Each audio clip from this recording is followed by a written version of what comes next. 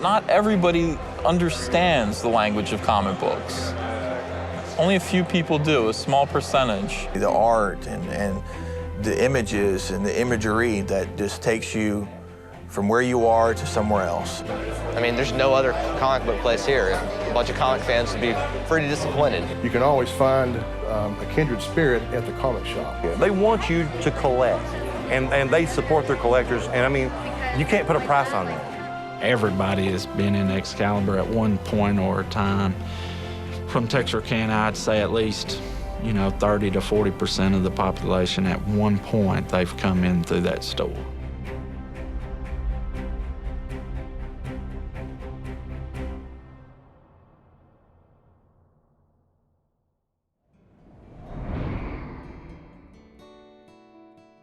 In the 80s, you could pretty much do a convention every weekend at that time. They weren't like big Comic-Con type conventions. Now they called them mini-cons back then. They did put on a couple of big ones once or twice a year. But you could go to Austin and San Antonio and Houston and Dallas, and they did them in Fort Worth every once in a while. And there was a couple other guys that were putting them on. And so anyway, that's how I started out, was doing those little small conventions. And in the course of doing that, that's where I met John and Dale. I was raised in the Mena area. I started out working in auto parts stores, and I was in Russellville working at a AutoZone at the time, and my brother-in-law started this business. He was an insurance adjuster, worked for Farmers Insurance. But on the weekends, he would come to Texarkana. They lived in Gilmer, I believe. He'd come to Texarkana to the Great American Outlet Mall over there, and he just had a little booth over there. At that point, it wasn't called Excalibur. And he even opened a store in Wake Village just off the circle over there. I think it was about 83 for a short time. It might have been a year. I'm not sure exactly how long it was. And even that wasn't Excalibur. Excalibur name come about when he opened this store here. And knowing John, it came from, a movie. We used to have a great big sword that floated around here that was, like a big Conan sword or something that, I guess it was the Excalibur sword. And so that's where it came from, was from a movie. And he kept harassing me and said, come to work for me. He's going to open this business, and he wanted me to be here and work for him. We rented the building, and we started from scratch right here. So he harassed me long enough that I finally said, okay, well, I'll come do that. So that was in February of 1988. Excalibur knows Star Trek. Excalibur knows comic books. Excalibur knows baseball cards. Excalibur knows Batman. Excalibur knows games. Excalibur knows Texarkana and Shreveport, now with 2 locations, 2811 State Line in Texarkana, and our new location, 9066 Mansfield Road in the South Park Village Shopping Center. Excalibur is the fun place for serious collectors.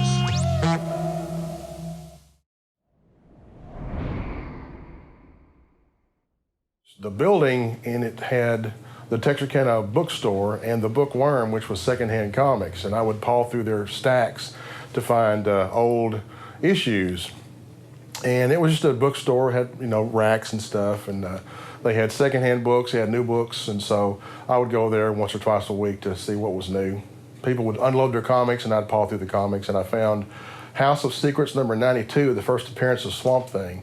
I didn't know it was the first appearance when I bought it, but I saw Swamp Thing on the cover. I thought, this is cool, I like Swamp Thing. And I got it home and looked it up in my Overstreet guide. It was the first appearance. It's like, $50-$60. I thought, wow, this is cool.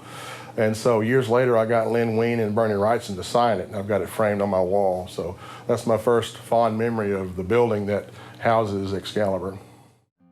John got me into comics, which it was, I'm pretty sure, a money deal, so I'd spend more money, because I spent, actually, as a teenager, quite a bit of money in the store. And that's how I got into knowing them, meeting Dale, and then soon coming to work for them. And I think mainly I was hired because John knew I'd spend most of my paycheck within the store, which was correct. It was always a good environment. They always had a very extensive back issue collection, which, you know, most comic shops don't have. And I was always going back and looking for some weird book that I've discovered this artist that was in this, you know, crap title that nobody remembers, but they had them.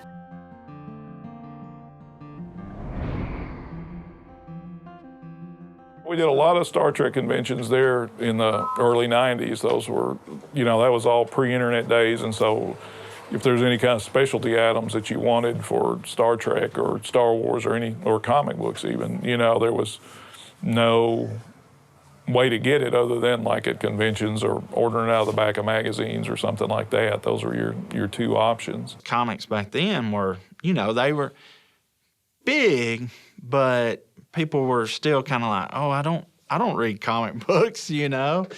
But now it's like, oh yeah, everybody's proud. Yeah, I do, you know. It's cool to read comics now, you know. If you say, oh, I read comics, well, that's a cool deal. Used to, it wasn't. One of the wildest moments, me and Dale went up to Minneapolis, Minnesota. We went up there for a Star Trek convention, and we had the van loaded down. And we get up there, and there's a big blizzard. Just hit the area, snow as high as you can see, and which, of course, I'm in my shorts and stuff, and people's looking at me weird, including Dale. He thought I was crazy, which I'm sure everybody did. But we get in there and we get set up, and William Shatner and Leonard Nimoy are the guests. And I'm telling you, it was the wildest thing. They were superb. Listen to them talk, and as soon as they let them people go from talking to them, they hit the dealers buying stuff, and our table literally was pushed back 5 or 10 feet from them buying. And I remember we loaded back up in this van, I want to say it was like 2 boxes of stuff out of a whole van full, and we were literally standing in money when it was done. It was the craziest thing I ever experienced in my life. And it was just a blast. Not only because of the money, but just you get to see them go fanatic. I mean, it's the wildest thing.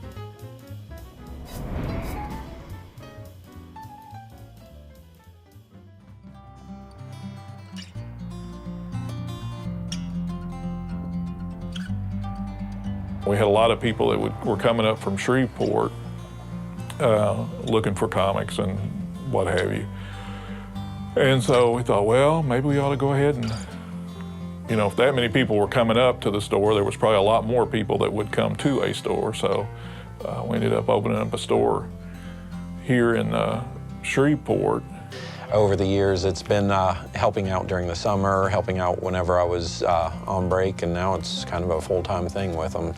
So we were on Lyon Avenue here, and right across from Byrd High School, and then Walgreens came in and bought the whole block up and kicked everybody out and tore it down and put a big Walgreens there. So that's how we ended up moving over to this location.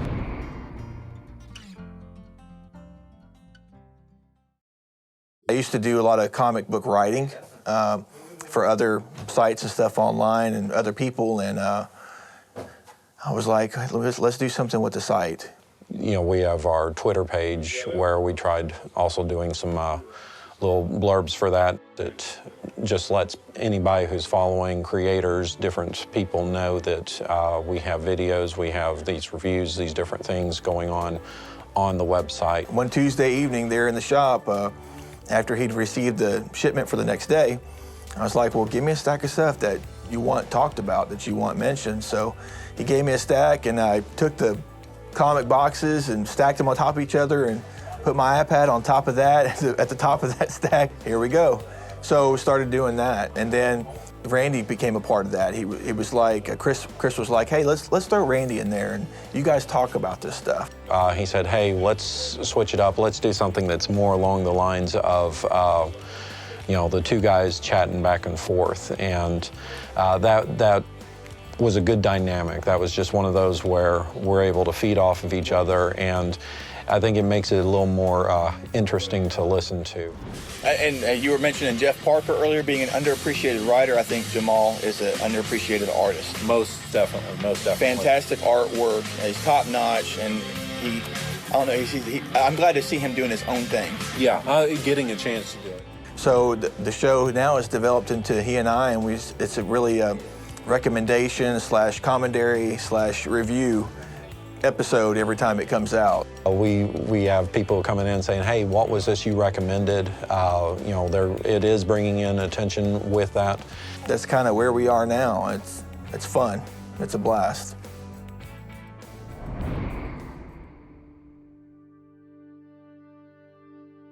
Sports cards was half our business back then, you know.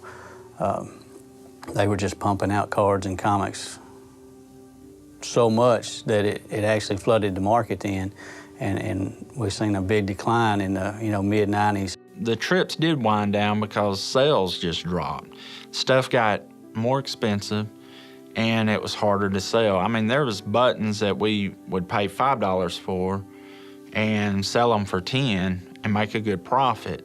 Well, then they went up to 10, and you're sitting here selling them for 15. You're not making the same type of profit. And it just, Star Trek kind of bottomed out. Then comic books kind of bottomed out. Sports cards really hit a brick wall with the strike. And then companies would put out like sports cards and say, this is it. And then you would buy it and the price would go up on it and people would buy it when it was expensive. And then they would flood the market with that same product that they said, this is it. And I mean, so you had 3 industries there that really carried a hobby store that really put a hit on it. And the sports card market could have been helped if the card companies weren't being so greedy. And comic book industry was being really greedy at that time because they were putting out multiple copies of things. And collectors, me included, bought one of each. And they were riding that to glory there for a while. And where they really hurt themselves is when they stopped doing all these multiple covers and they had put out an issue 1, I guess they just did not translate that, okay, the reason why we had one person buy 5 copies of these because they were different covers, well, this same person is not going to keep buying 5 copies. Nowadays, if a comic book breaks 100,000 in pre-orders or orders, I mean, that's a big thing. Well, that was, back then, that was the low end. That was like, we're canceling this title. It was kind of crazy now to think about it, but when you have Youngblood and Wildcats and Spawn selling millions of copies back then. Then, of course, the thing that really pulled them out of the hole was the stupid little game.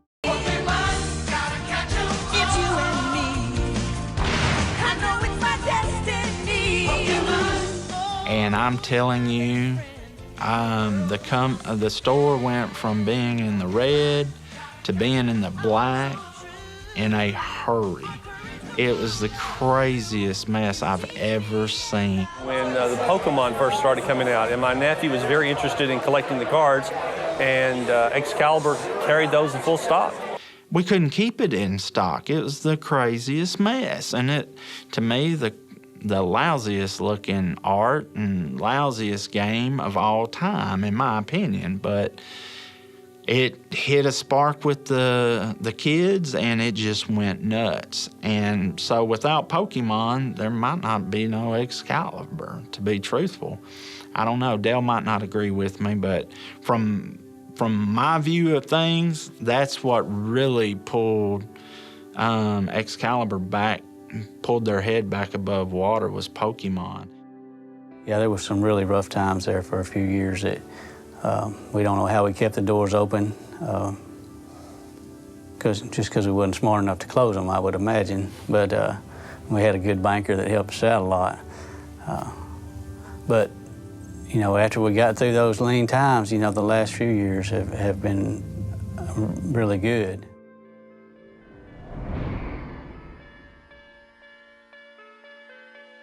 It just ain't the same as holding that book open and smelling that old smell. You just can't beat it. People love it. They love the feel of that paper and the smell and everything. You can't get that with some silly tablet. It's a personal connection where what you can't get from a digital comic or from mail order is you can't have a conversation about the books that you're buying with somebody who's already read the books before the store opened and already has ideas and suggestions and recommendations. You can't get that from the cold interaction of me and Amazon.com. But being around a lot of like-minded people feels good. A lot of people who share your hobby. And this is a rare hobby. Not everybody understands the language of comic books. Only a few people do, a small percentage. And to be in an entire store full of those people browsing comic books once or twice a week, 3 times a week, is fun. Feels good. I like the firsthand experience I get with Dale. He knows me, I know him. I want to support him because he's a local businessman, and I feel like he looks out for me because I'm a valued customer. I will always be a fan of having the book in my hand and being able to flip through the pages. But there are interesting possibilities that are being presented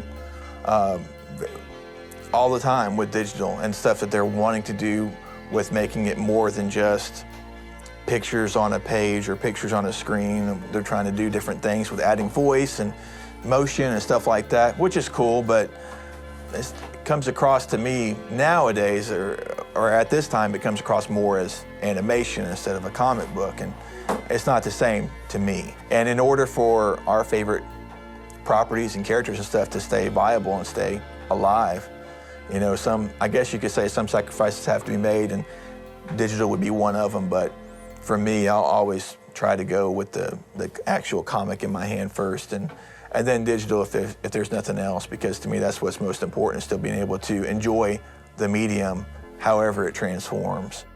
But yeah, totally a comic guy.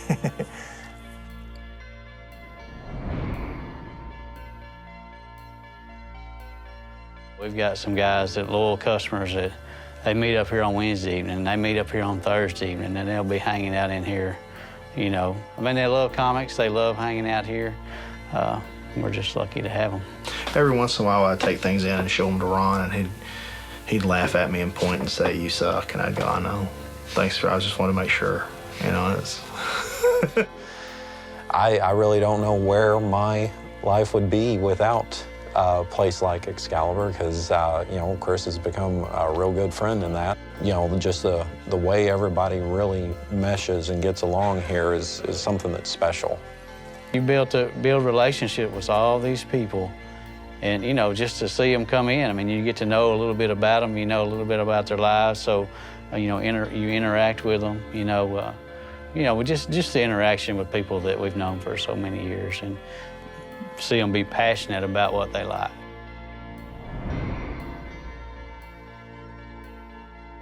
Excalibur's the only place. Without it, there's no other comic book place here. A bunch of comic fans would be pretty disappointed. If we're gone, if we're not here online for something like that, it's just, I think, a void that I don't know if another place could fill it necessarily. You can always find a kindred spirit at the comic shop. Greatest thing I got from working at Excalibur was the people I got to meet and get to know and become friends with. And they still, where I work now, they still come in there to talk to me to this day. That's something you can't buy. When we think back, I've been coming here 25 years, almost every day for that long. It just blows my mind. It doesn't seem like it's been that long at all. But I can tell when I look in the mirror, it probably has. But it's just been awesome, I guess, It's been blessed.